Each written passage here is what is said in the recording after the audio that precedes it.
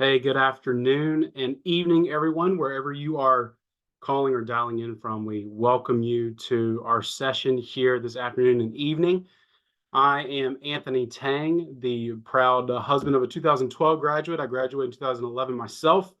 We have the classes of 2041, 43, and 46 currently in the house. So we won't go too much into detail about what everybody here will be doing in those years when they graduate from Wake Forest, hopefully. So a couple of things for us here this evening before we jump in and get started. A couple of housekeeping things. Thank you so much to everybody who submitted questions beforehand. You can also submit questions via the Q&A function at the bottom of your screen, and so we'll be sure to be able to get to those. We are recording this session as well to be put on the Office of Personal and Career Development website following. So we do ask that everybody please remain muted throughout during this webinar. And so this evening is an opportunity for us to connect with you, for an opportunity for us to let you know about some amazing things that are going on, and for you to hear from some amazing faculty and staff and students here on campus. And so we always feel is important, and we talk about connection a lot at Wake Forest. We talk about family a lot at Wake Forest, and you are a part of that. You are part of being connected to the campus, being connected to what's going on, and being a part of this family. And so we want to be sure that we're taking the time to educate and to coach you as parents, because currently still we do believe and know that you are key influencers in your student's life. And so this is an opportunity for us to inform you so that you can then inform your students and encourage them to be a part of some amazing things that are happening at the university. And so thank you so much for being those key players. And we thank you for helping students network, to find jobs, to find internship opportunities, and as well to help fund a lot of the things that are happening within the office that our esteemed hosts and guests are doing here on campus. And so back in 2009, we had an opportunity to pluck Andy Chan from current fellow brother in ACC in Stanford University to come to campus and really think innovatively about what we're doing here at the university. So our vice president of career development here at the university is with us, and we'll be hosting much of what we're speaking with tonight. And then right before we got on, I was able to listen into a conversation that our associate vice president of career readiness, and Heidi Robinson, and a student that you'll be hearing from, Lily, later on this evening. And Lily said, and I've heard this 1,000 times, thanks to you, Heidi Robinson, I was able to find and have this opportunity. And so without further ado, I welcome Andy to the screen to lead us through the rest of this evening. And again, thank you so much for what you're doing. Thank you for being a part of the Wake Forest family. Thank you, Anthony, and love your energy. What a great introduction. And we are super psyched to be able to support you as a dad and for your kids when they come to Wake Forest. I want to just say hi to all the parents out there. I know it's getting to the end of the year. Your students are probably wrapping things up, or maybe even a little bit stressed about what's happening in terms of all the tests and projects and things they're doing this week and then next week to get through finals. So they may not be thinking a lot about jobs and internships and things like that, but we are, and we always are. And we're always thinking about them. I'm joined here by Heidi Robinson, the Associate Vice President and also Associate Professor of the practice in the Department of Education. She is the creator of our College to Career courses, one of the most important and seminal courses that students love to take to help them become career and life ready. And so, Heidi, why don't I let you say hi, and then I'll let you kick it off in terms of how we start this conversation. Oh, I think Thank you, Andy. Thank you so much. And thank you to every parent who is here. We appreciate you, and we know how much you care about your students, and we do too. We're glad to join you this evening and to talk about some of the things that matter to your students and matter to you and matter to us. Andy, I'm excited to get started by sort of thinking through what we have seen in terms of the market and what it is that students can sort of anticipate and parents can know about. Thanks, Heidi. You know, everyone always wants to know what is the state of the college student job and internship market. And this has been a very interesting and somewhat challenging year. When the year kicked off, we actually all are feeling pretty optimistic that it'll be a great year in the fall. And it was actually pretty good in general, but the traditional jobs that students really want, like investment banking or consulting, fashion, technology, many of those employers either delayed their hiring or they just didn't hire as many students. They still hired, and we have quite a few students who already do have jobs in those areas, but the reality is they were being a bit conservative. I think inflation was what factor, and also what we're seeing is that some companies are starting to experiment with AI to see if that might be a reason to maybe not hire as many early talent people. So we're actually starting to witness that a little bit.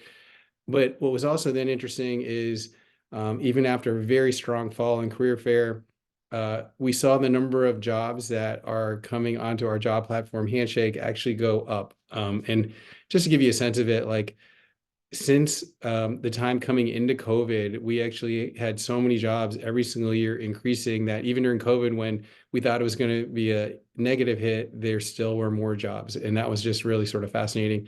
We thought maybe it'll plateau and slow down given the market, and it's continued to go up. But where it's really gone up are in the areas listed on this slide: government, nonprofit, healthcare, accounting, and education. And those are all really great sectors to work in, but not always the sector students think they want to work in or what maybe they thought they were doing their education towards. And so it is sort of a little tricky because students are finding that's a little bit hard. Nevertheless, with all that being said, we can see that on our system on Handshake, and when we look at other platforms like LinkedIn, there are just numerous opportunities available. Oftentimes, they're not at the biggest brand name organizations, but they are places where students get really good experiences and interesting experiences this summer. And so we're still working with students very actively on that. The biggest thing is we will talk about a little bit later is our students are they're very wanted by employers. Like they love our students' work ethic, their intelligence, their interpersonal skills, their communication skills, their leadership skills. Like they just love Wake Forest students. So we just have to make sure our students are well prepared by doing the career ready stuff that we talk about with them, and then just get out in the marketplace and apply for a lot of things and not give up. So we're going to talk more about that, but I think even though the market is, not sort of flying high and hot, there's still lots of opportunities. And I think our students are going to still do well this year. I think that's encouraging for everyone. And it's just an interesting perspective as the year has unfolded. When you think about outcomes for our seniors or how students will fare, what do you think about? I feel like we've created a really cool culture at Wake Forest where becoming career and life ready is just part of what students understand. This is what you do. And I know that we always have a small percent of students, probably 20 to 25%, who they may not be quite as engaged with everything that we put on, but the other 75 to 80% are always like engaged every year doing things with either our office, going to career fair, using Handshake, applying to opportunities. And so as a result, we end up having very consistent outcomes. So I think Brian's going to show a slide that we have, which will give you our first destination outcomes. And this is for 6 months after graduation. And we're able to collect, in general, somewhere between 70 to 80% of all of our students giving us data, which is very high compared to most schools. As you can see, every year, the number ranges somewhere between, on the low end, the COVID year of 94% to as high as 99%. And so even though this year is a little bit squirrely when it comes to really predictability about the market, I do feel like by the time we get to 6 months after graduation, we'll see these kinds of outcomes for our graduates of the class of 2024. And I also think that too, from an internship or summer experience standpoint, all the students who want experiences will get good experiences, even if though it may feel like, but doesn't school end? Like, can they still get opportunities afterwards? And as we find, students are able to get opportunities, honestly, all the way through the month of May and even well into the month of June, if that were the case. The thing is that students have to be trying to get one. It's just not going to fall into their lap. So if they're willing to work with us, we can help them get there. I love that, Andy. And I do think that's who I agree with you. There are opportunities that are coming in every day, and that our students are the ones who work hard to take that initiative and go after them. I do have one thing that I think is distinct that I thought it would be helpful to explain. And when we think about why we can confidently say what our graduation rate is, one of those things is about something called knowledge rate. Could you speak to that? Yeah, sure. So yeah, knowledge rate is, if you have a total percent of your class, 100%, what percent of those do you know about their outcomes? And as I was saying, is that a lot of times schools will say, well, I can get surveys from 20 to 30% of the students. So of those 20 to 30%, we have a 95% sort of placement rate or outcome rate. Well, for us, ours is more like 80 to 85% each year. So we really do a lot of work. You and your team, all of our professors, like we're outreaching to students leading up to graduation, after graduation, well into the fall. And also because we're staying up and connected to students, you know, we'll see and follow them on LinkedIn. We'll try to figure out like, do they have something or not? If they don't, we'll reach out to them. I love how your team sends very personal, we call like love letter students. Hey, we really care about you. We want to make sure you're okay. Can you tell us what's going on? Like, this is just sort of the Wake Forest way. And students respond to that. And so that's how we're able to get that very high rate. So Thank you. I know that that's one of those things that if you haven't seen that little type down at the bottom, it might be sort of an invisible piece of data, but also so important. And I really appreciate the way you explain that, which is the higher your knowledge rate, the more confident you can be when we make a statement like that. yeah, that's for sure. Well, I'm gonna sort of go to some things that you and I have talked about before. We have many parents and we meet a lot of parents and a lot of students all the time. They have many concerns, and you and I've sat down a little bit and tried to articulate some of those concerns. And so love to walk through some of them and sort of get your perspective as to how to think about like, how do we address them? The difference between like, what is something I'm concerned about versus something that actually is really, here's the facts. So maybe Brian, you can pop up the first slide and I can walk through a few of those that sort of stand out. That would be great for you to ask about. So one of the first things would be a lot of students will say, I just can't find any opportunities that interest me. And, you know, Heidi, maybe you can talk a little bit to how do you talk to students about that question when they're really frustrated by thinking there's nothing out there for them? First, I just said it a moment ago, but I cannot emphasize enough that there are really fascinating things that are being posted every day right now. And so sometimes one piece that can sort of trigger that frustration is not understanding how to use Handshake to optimize that search. And Handshake, as you mentioned, our recruiting platform and a place where students can go to find opportunities and where employers go to find students. We'll talk later about saved searches and using keywords to find opportunities. And so when we can help students understand the power of Handshake, that can be one of the ways that we alleviate some of those frustrations. We've got some other places that we encourage students to look, and some of those are on our Wake Forest alumni groups on LinkedIn. We have alumni who are consistently posting or reaching out to us and saying, hey, will you let students know that this is going on? And so our team, Sharon Vogler, is absolutely committed to making sure that every one of those opportunities gets posted on a LinkedIn group that is a closed group for Wake Forest that is called Wake Forest University Career Connectors. You'll know you found it when you see the deacon hat. And what I would say is that students they ask to join, to become a member, and then they can see a lot of those things that are out there. And not only that, but some of the organizations that may also have opportunities and may need some extra hands. Yeah, I appreciate that. That actually is the case of what's happening. But like we said, it's not something that students really realize. So another thing that happens is I think students and even parents think that, oh, well, you know, fall was the time you had to get a job or an internship because that's when a lot of employers come. Can you talk a little about the timing for when opportunities actually are available for students? Absolutely. So we do know that there are some cycles for particular industries. Financial services starts very early now recruiting students, and so does consulting. And we have seen consulting opportunities continue to pop up at different times during the year. Now, I use that example because I think one of the things that you were talking about is really important here, which is that there may have been some conservative hiring in the fall, which means that now some of those employers may realize that they need more help than they thought they did. I would say secondarily is that employers don't hire on the academic year, even though sometimes it would seem like that would be easier for our students. So employers are posting those internships or other kinds of opportunities as they have needs. And so it may be that they've picked up another new client for the summer that they hadn't anticipated. Well, they're going to go ahead and post those opportunities to get extra hands. And of course, if they've hired one Wake Forest intern in the past or a full-time hire, they want more.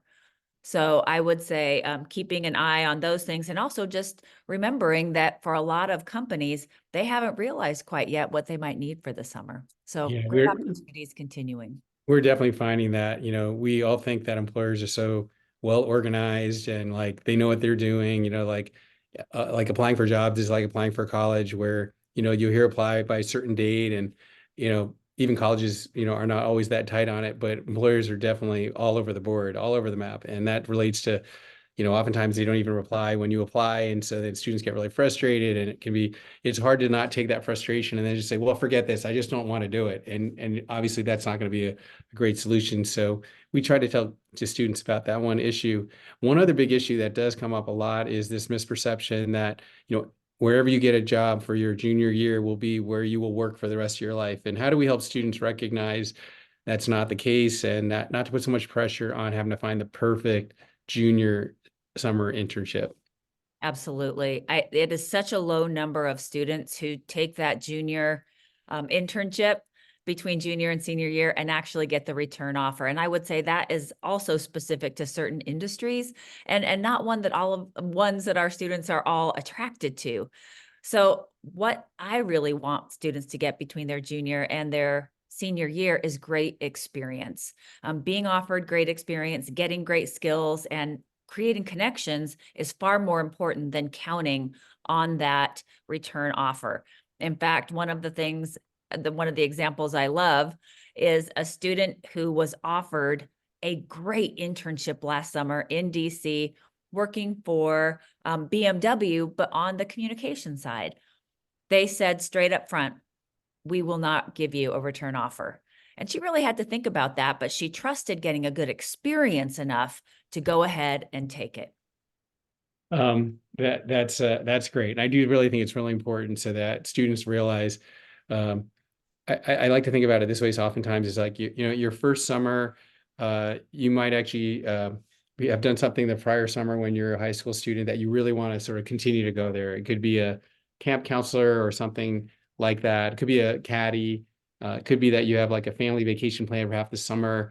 And so as a result, that summer might be one where you have more flexibility. And we'll talk a little bit about how you can actually get experiences even though you're going to do that. And that your second summer, if you actually are going to do something work related, or you could do it research related, but it's like, or you might actually get additional education. You could actually go to the summer management program or to London School of Economics or, something like that. But that the second summer is, well, do something that sort of interests you so that you can actually see, is it really interesting or not to you? But it doesn't have to be like the perfect, this is what I want to do for the rest of my life kind of experience. And it doesn't have to be with the big brand name company that is, if I don't work for a big brand name company, people don't think like I'm very good. Like that's not true at all in any way, shape, or form.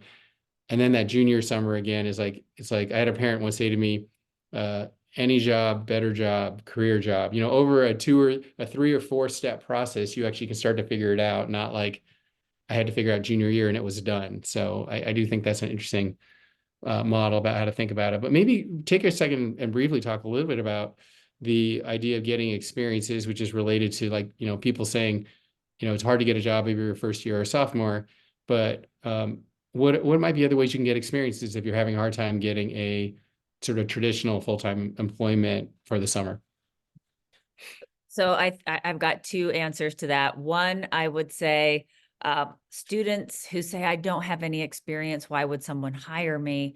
I think students often discount the very valuable and powerful experience that they are having in the classroom, where they are gaining skills. And one of the things that we are really passionate about is helping students translate that academic and classroom experience to demonstrate the very real professional skills that they have. That helps them sort of, feel more confident, I would say, and B, really explain their value when they start to look for the summer experience. The other piece, I would say, related to what you said after first year or even after sophomore year, is trying to do a little bit more as you are at that job. Perfect example. I had a student who was working at a boutique, and she did it just as I did during the summers to earn money towards school the next year. But she said, how is this going to actually be anything professional? Well, what she did was she started asking if she could work on the social media. So she started she did a little research on competitors. She did a little look to see where things could be a little bit more appealing. And so she was working in the boutique. That was wonderful. But she asked her manager if she could do just a little bit more that would go ahead and give her a little bit more professional experience. And our students are ambitious that way. So thinking creatively and then giving themselves credit for the kinds of work they're already doing at Wake. You have so many stories like that that I love to hear. We could spend the next hour talking about all those kinds of examples, Are great but students. I can't reinforce that enough. Like whenever I get a chance to talk to a student about like their summer where they don't have a full summer, they actually want to, either make some money or go back to where they worked the summer before. And then you find out like they're interested in finance. So, oh, maybe you can go see they can learn a little about what it's like to run the financial operations inside the country club, or the one who actually is like a caddy on the golf, caddy at the golf course. And it's like, oh, but I'm interested in golf course design. Well, maybe they are actually doing some work around the golf course that you could actually learn about that. And all of a sudden they're on their way, to doing that. And so I just think that students are oftentimes realizing, wait, I can ask for these things, but I didn't really know that I could, and they just need to get a little nudge to do so. Let me mention this one thing about the first one, and then I'm going to go to the first one and the last one is a lot of students, think I'm a first year student. I really don't have any experience. And what I think we all know is our students have way more experience than they think they do. How do we help them, by having, whether we actually consult with them to come to our office for office hours, to meet with a coach, do it even on Zoom online? I'm bringing up the Zoom online because, your student might be coming home soon.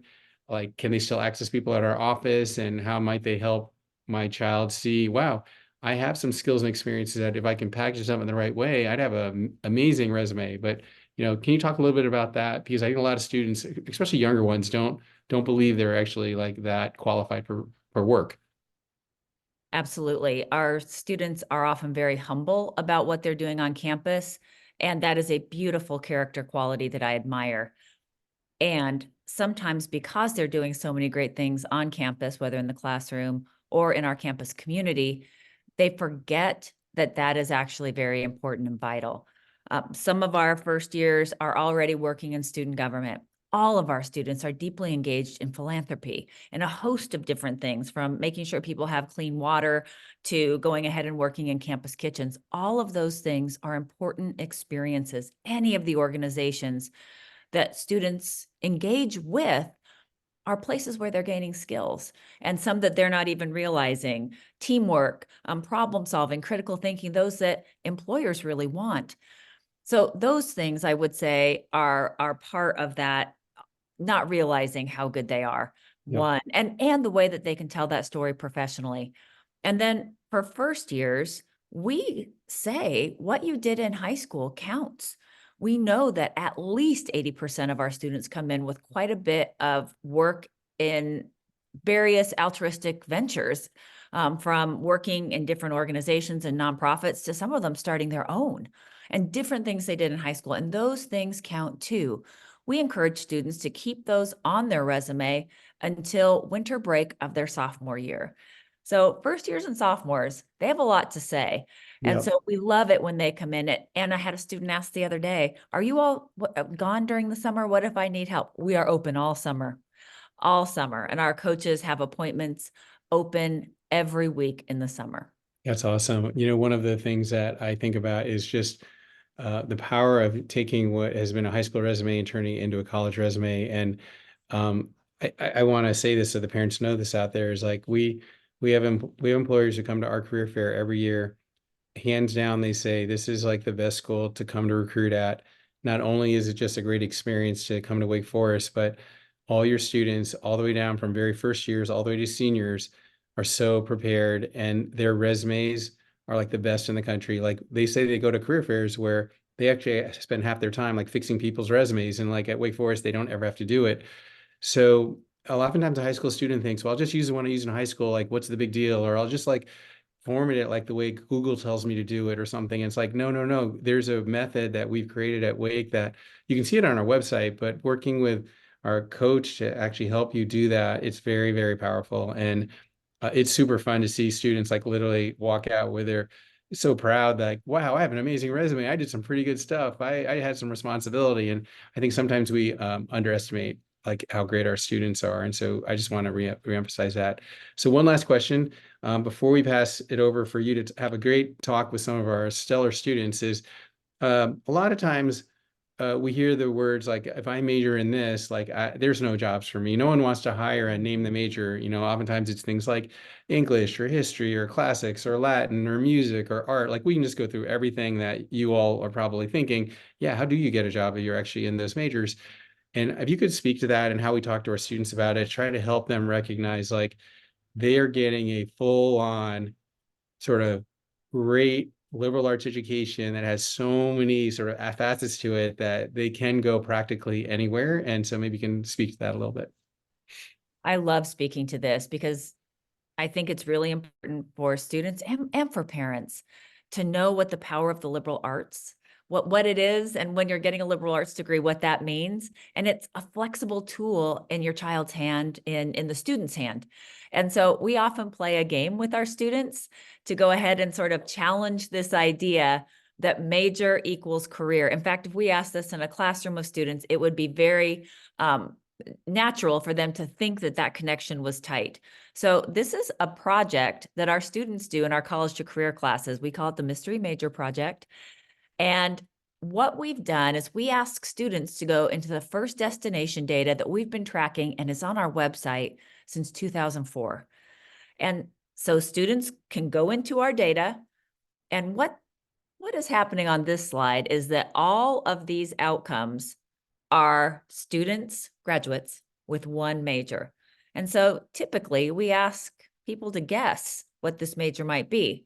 And whatever it is you're thinking at home, we're going to give you the big reveal. So every person on this slide is one major, and that is history. And I love to see this because I love for our students, but parents, I love you to see what the outcomes are, where our history alumni are. And we're going to show you how to find them on LinkedIn and to search for them by major. But this is a really exciting slide. So let's do one more. All right, here we go. Same game. All of these outcomes are Wake Forest graduates who have the same major. I'll pause so people can just take a peek and sort of read through not only the company, but the job that people are doing and where they're doing it. All right, here we go. Big reveal. HES, Health and Exercise Science. What I love about looking at this is that there are people who are definitely working in fields that we might anticipate. But the variety of what our students do is one of the core pieces that gives us confidence in our students, but should give our students confidence in themselves. All right, I think that's really fun to see, and we're going to show you, parents, in just a moment. We're going to show you how you can go ahead and take a look at some of this data for yourself and maybe show it to your student if they have not yet seen this. That's right. And parents out there, we are recording this talk. You will get it and have it available to you in days, and you can send it on to your child or watch it with them and talk about it with them should you so like to do so.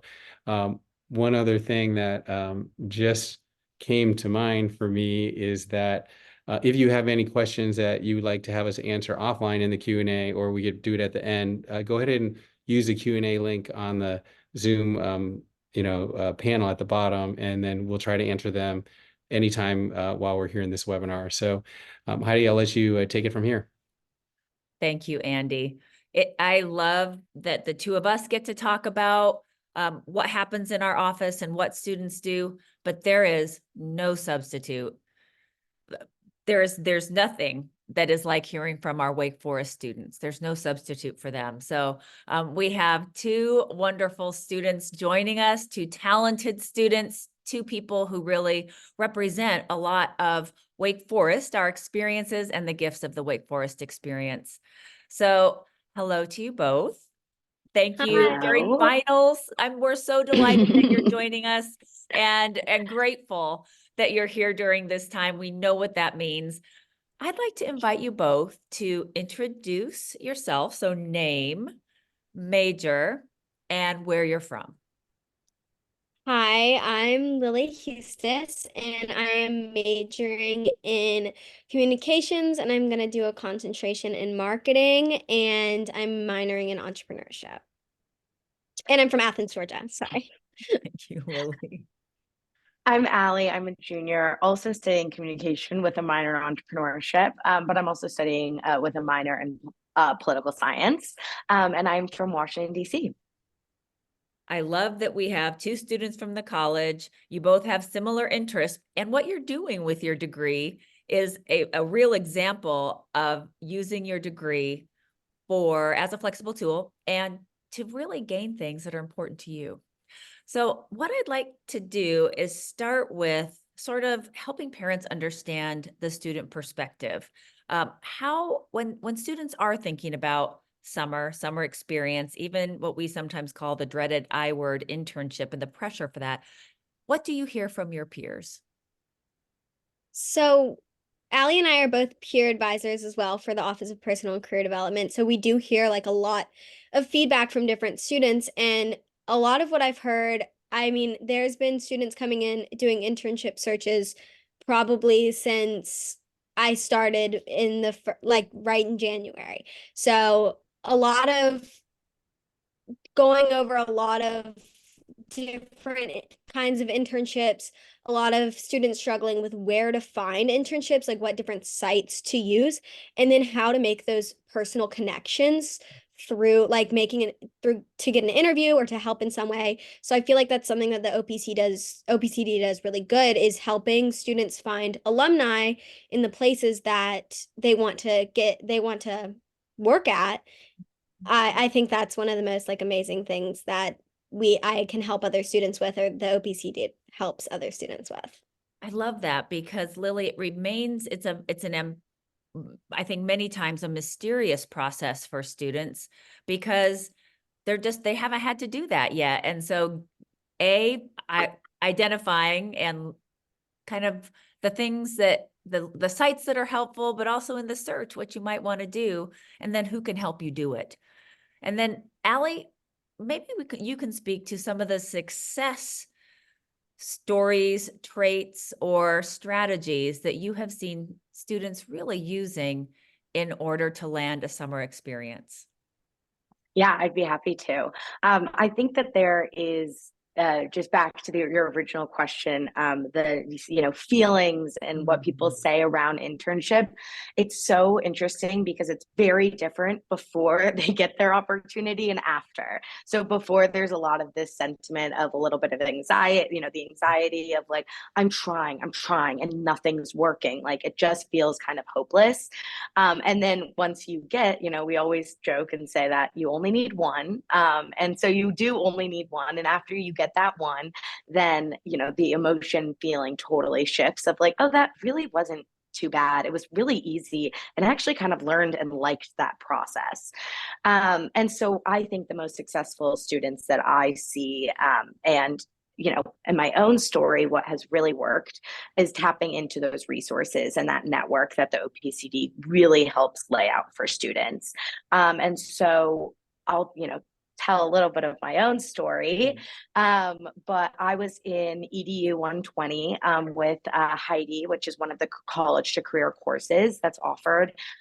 I recommend anyone take them. I've taken 2 now. They're awesome and teach you so much, but it's kind of the overview of the OPCD, like, okay, everything. And the best part is that you start at like, who are you as a person? And you don't really start with anything career related until like the second half of the course. Well, you don't think it is because you're not working on LinkedIn, you're working on personality tests and all of these things of equating what are your skills. Finding out all of that to then pivot into the work world is really important. So through that course, we had to do these informational interviews, so networking with folks. And so I was a little confused, like what how do I find people, whatever. I was set on working at this one company. I thought it was amazing. Like, this is, the name brand, like, this is what I want to do.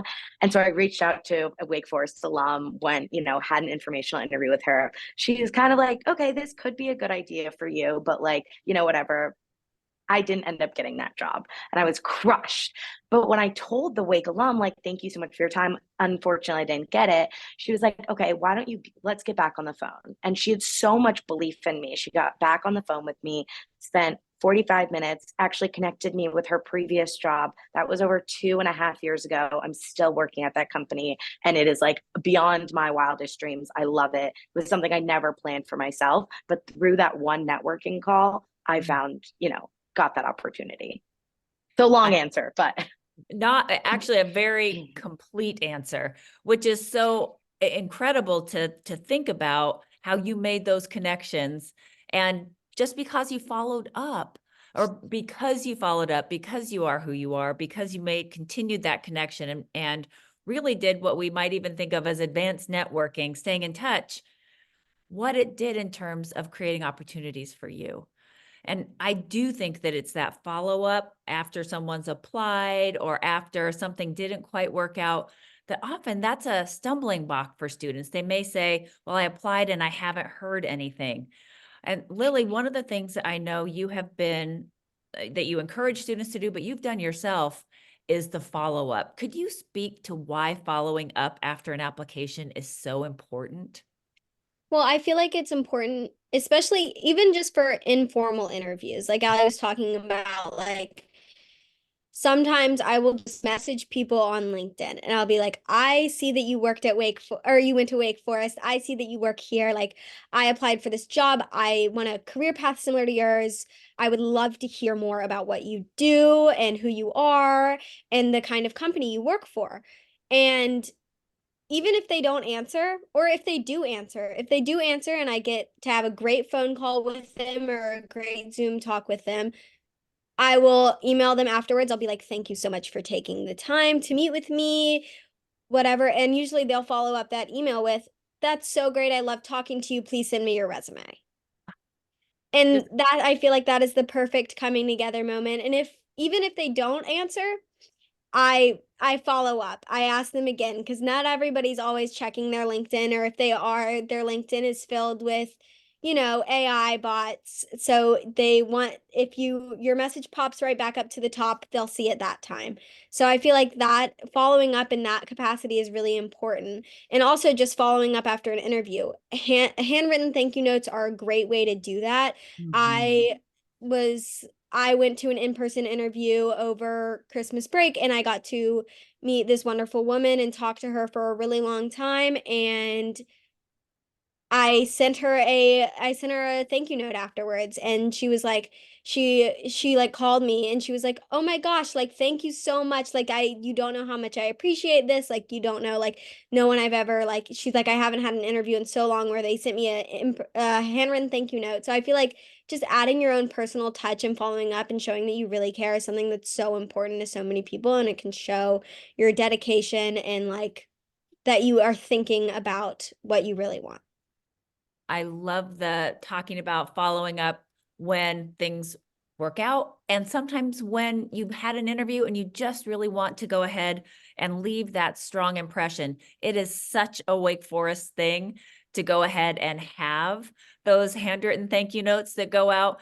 Allie, you were writing some in our office yesterday. Will you speak to how students can access thank you notes if they want them, and what happens when they want to send them? Oh yeah.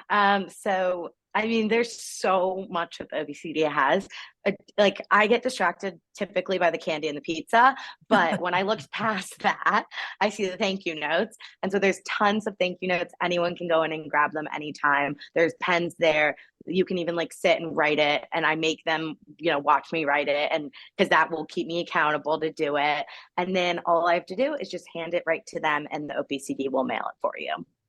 I love it. One-stop shopping. We've got the thank you notes, we've got the pens, and then by George, hand it off to us, addressed, and we take care of the rest. And that's And a what people- starburst. And the starburst. Absolutely. Who doesn't want a good pink starburst at the end of any day or after a thank you note. And people at the OPCD that will help you write the thank you note if you don't know what you want to say. Oh, that's so true. Because that can be kind of ambiguous too. Like, how do I we can sometimes let perfection get in the way of progress. I want to ask you all, why don't students feel like they can go ahead and network or reach out to people? What stops or what's the barrier from having more students reaching out to our alumni, and how can we help? I think you touched on this a little bit of Wake students aren't the first people to brag about themselves. We are a very gracious bunch, which is great. Unfortunately, the job market of how many applicants are going into, applications or networking calls right now, you can't be gracious and we can't be nice. And so, well, we will always be nice, but we can't, sit on our hands and wait for a job to come for us. There's so many applications out there for these internships, and but not a lot of people do the networking. Not a lot of people do that extra step. And at other schools, that's not something that's advocated. So that Wake Forest special touch is doing that, initial outreach, making those networking calls. And I always tell people, like, okay, you applied on LinkedIn, great, but that doesn't matter. None of that matters until you've sent an email to the recruiter. You have at least 2 contacts in the company that can vouch for you. That's a complete application. And that's when it's done. And so I think what makes us a little scared is that maybe they don't want to talk to us, or they're so busy. But I'll tell you, any adult who's busy would love 10 minutes or 15 minutes to talk to a student. Everyone I've talked to has followed up actually with me to want to talk more or to have another conversation. And Wake alums actually do want to help. They've all been here before. And they know that is the culture, is that you do reach out, you do make those connections. So even though it is daunting, there's honestly no way around it if you want to be successful in this game. I love that idea of this is a complete application. And Lily, I know you were about to say something. I completely agree with that. When I'm helping people, a lot of people say, well, I don't want them to feel like I'm asking for the job. I don't want them to feel like I'm coming to them just to get a job. I'm talking to them just to get a job. And you're not. You're making a connection. You don't necessarily, even if you do want that job, you are making a connection within the company. You are talking to a person who went to Wake, who knows what it's like applying for jobs. Like, all these people, all these Wake alums were in your shoes however long ago, and they were applying for jobs, and they were reaching out to people for help. So they know what you're doing, and they're not looking at your message and being like, oh, this person is just looking for a job. They're looking at your message and they're thinking, oh my gosh, a Wake student wants to work here. That's so great. I want to help them.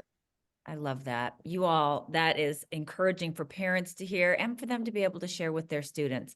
I've got 2 quick questions. I've kept you a long time during finals, the period of finals, so I want to be sensitive to that.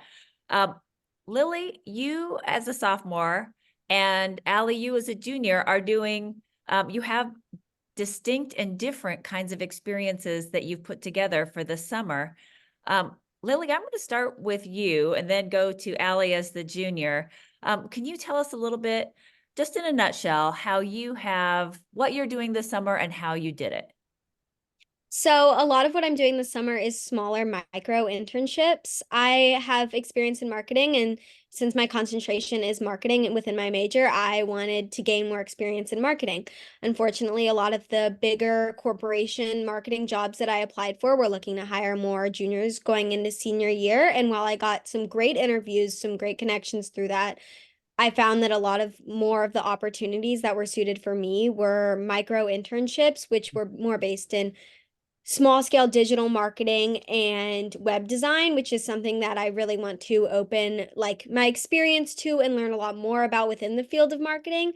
So a lot of these are smaller jobs that you can apply for. You'll have a simple interview and you'll get to do it. They're anywhere from 40 hours, 10 hours, 20 hours, 100 hours.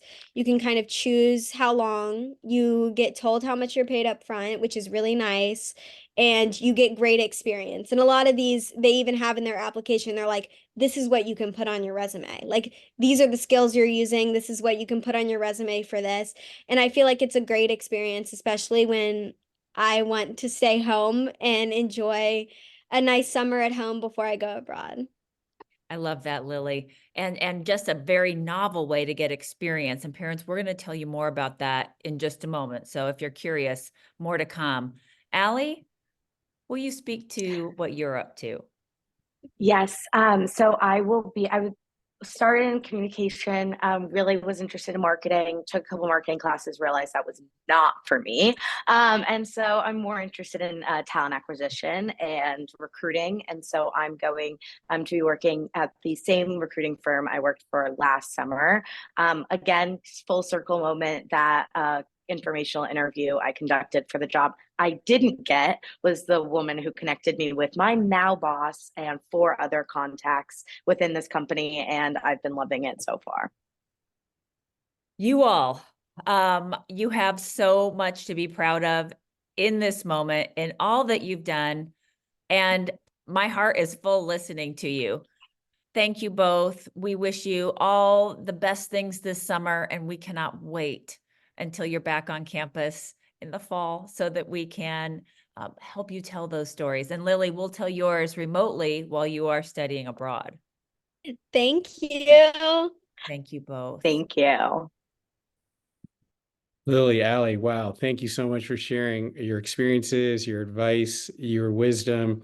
I can already tell that if Heidi's looking for some teachers for her class, you all can teach the class because you rocked it. Like, I'm like, I can't imagine anyone else giving better advice than you did. So thank you for all you do for us at the OBCD, representing Wake Forest. And we wish you the very best this summer. And always know you can ask for help from us if you ever need it. So thank you very much for taking the time tonight.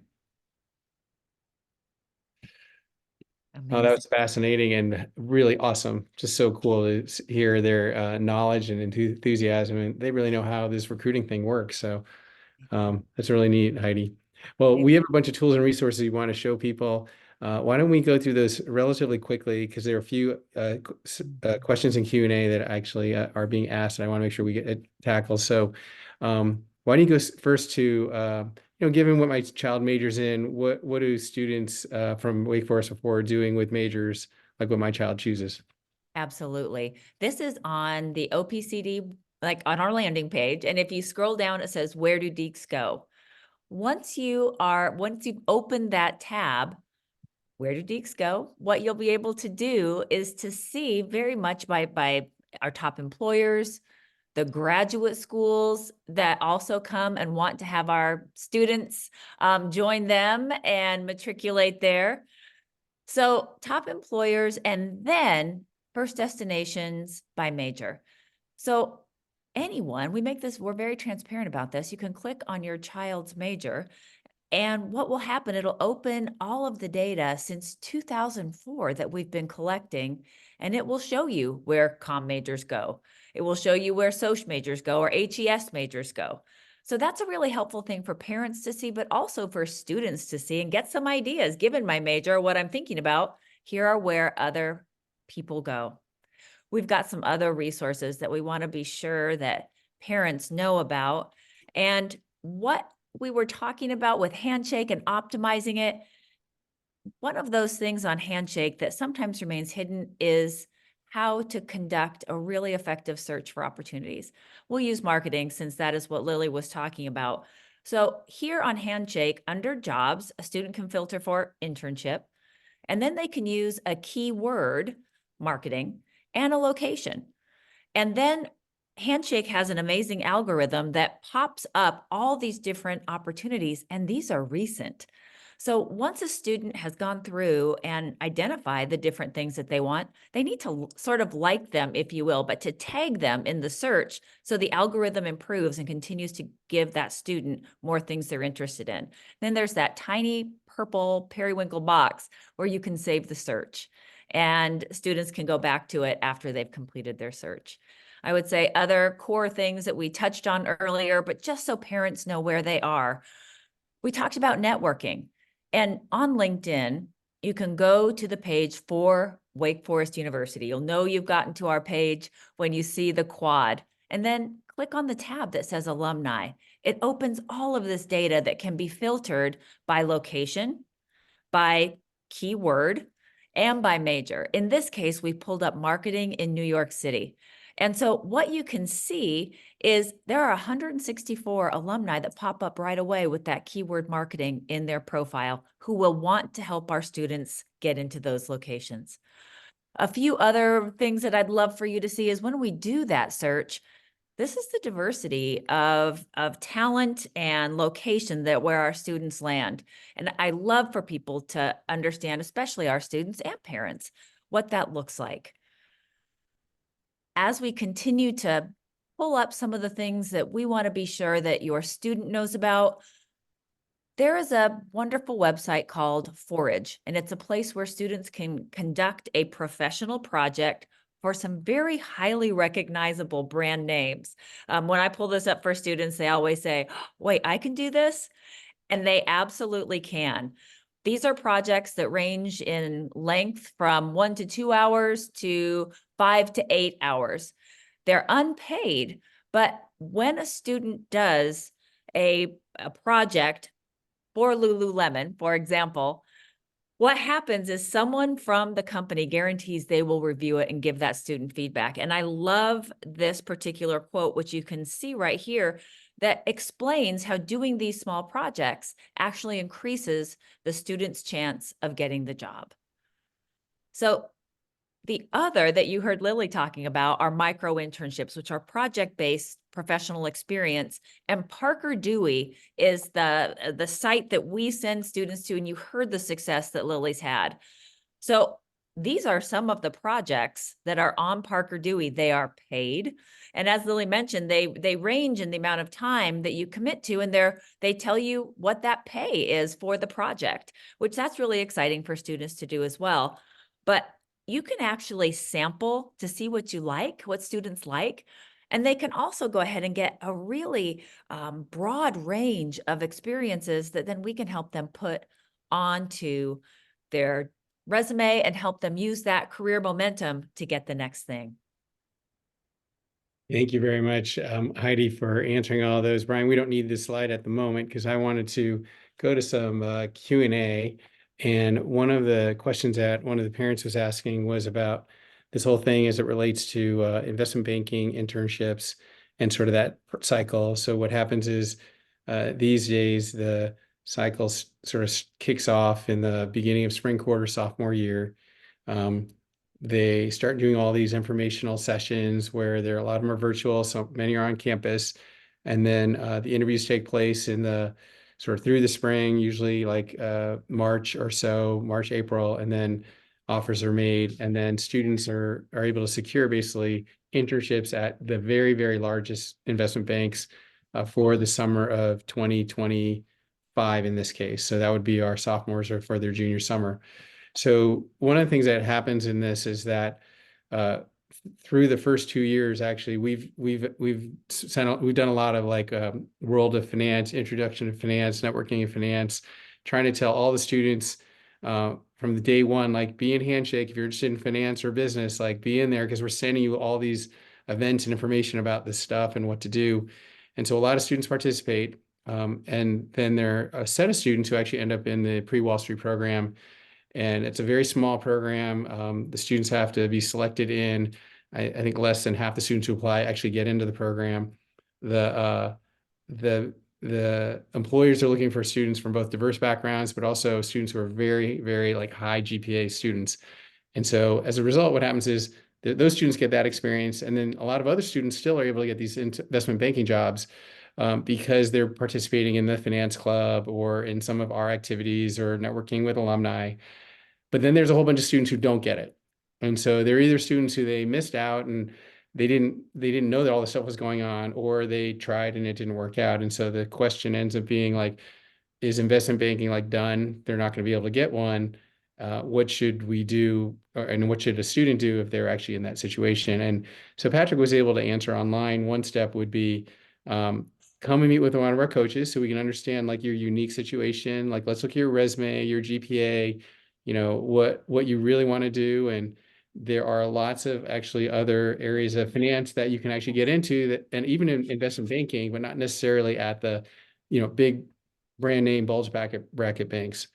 The second thing is that obviously, you know, even if you, whether you study as finance in the business school or whether you end up studying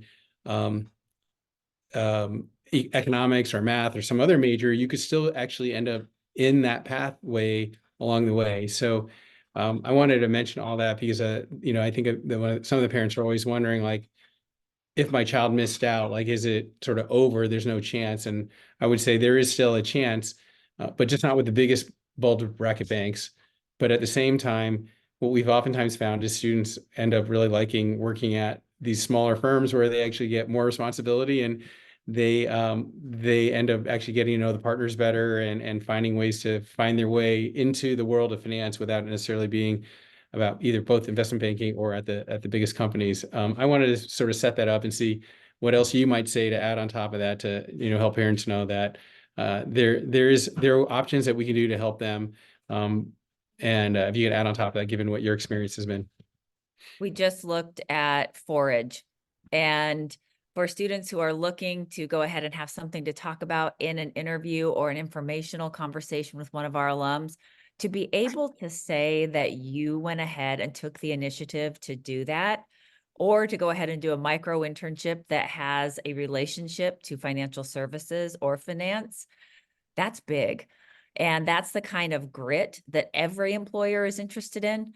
And I would never discount the strength of two things. One, their degree, whether it's in the business school or not. I encourage parents who might worry about what the major actually holds for them to look at the outcomes for econ, just which is in the college, and to see what some of those first destinations look like for students in the last 10 years.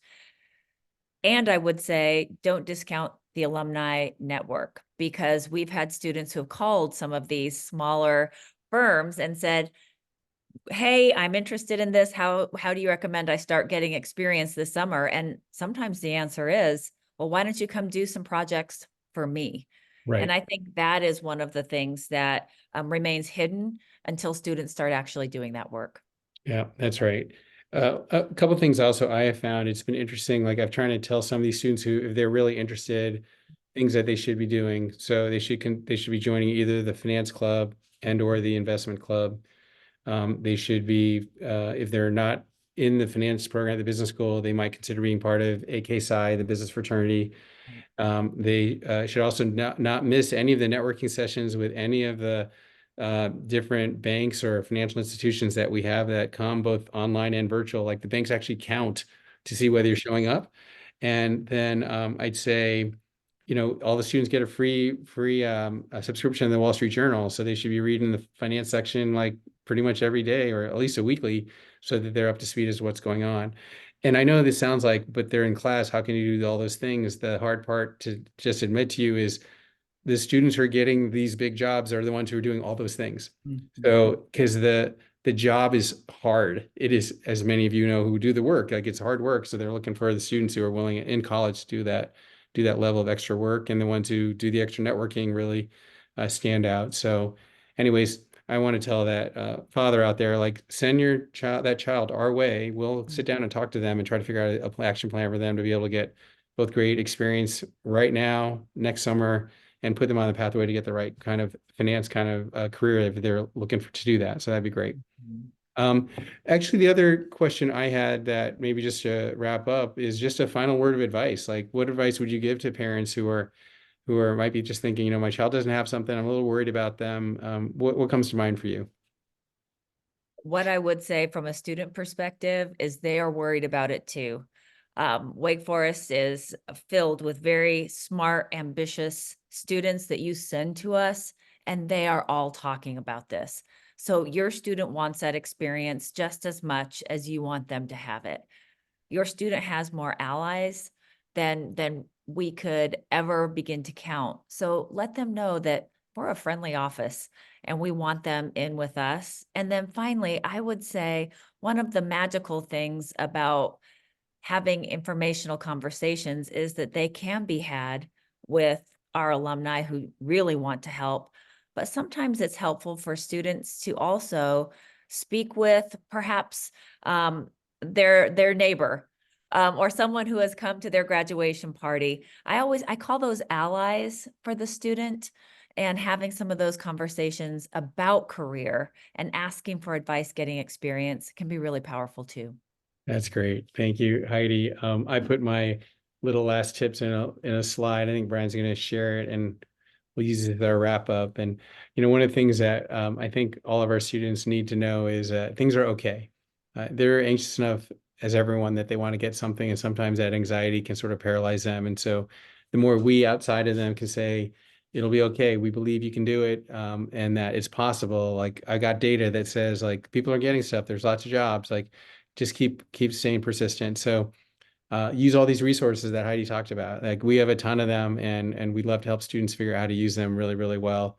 We try to make them as easy as possible. So if the student can take the time to work with us, we can help them. A lot of times we're worried about the outcome, like when are you going to get the job? And oftentimes it's really like, oh, you met that one alumni. That's a great thing. I'm just really glad you're like getting out there and learning how to network or have conversations with people who are out there in the workforce, and starting to figure out what you really want to do. And obviously things keep changing. And so like we found that on any given day, things can be like they're in the dump, and the next day that they're going great. So helping them realize these ups and downs are just part of the process, and that they'll be able to work it out okay. If you have connections yourself to help them, as Heidi said, like just introduce them and allow them to have conversations. You might even want to practice what an informational interview might look like, or what are 3 good questions to ask. I think sometimes students are not sure exactly what to ask and what's okay. And then finally, just to say, if you actually have an organization that might be hiring and wants to hire great students, like let us know. We have been doing that this year because we knew the market was a little bit sort of up and down. And as a result, we've gotten hundreds of opportunities that are basically like Wake Forest only interested, where like we tell the students, like, these people want to hire Wake Forest students, you should apply to them. So if you have an opportunity like that, like connect with us, use this QR code or email any one of us, and we'll send it over to our employer relations team for follow-up with you or with your recruiting manager. So with all that being said, I'm going to say thank you for taking the time with us. Know that we're here for your students. We really care about them. We want them to have great experiences now and for this summer and going forward. No matter what happens this summer, like, we're ready for them when they come back. And if they go overseas, especially, like, have them get connected to a coach before they go, because the coach can help them think about like what's going on campus or in the recruiting landscape. If they're interested in opportunities, how they can make sure that they're not missing anything. And so we can do that because, I mean, it's the great, we have the technology to do so. So I want to say thank you to wrap up, and I'll leave Heidi the last words to say good night. Oh, thank you, Andy.